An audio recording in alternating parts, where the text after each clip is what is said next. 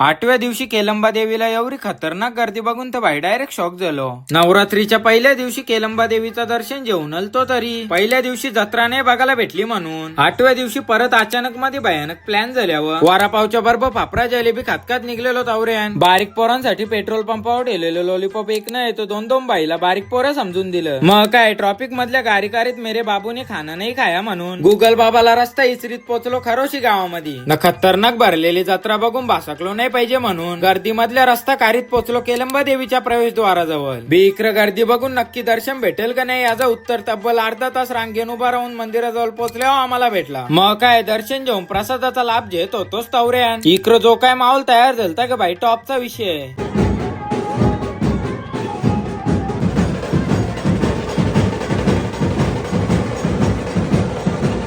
हो जत्रांशी आता मिठाई नाही तर काजू बदाम आहेत घरी पोचता होता सर पाठवून बघून घ्या.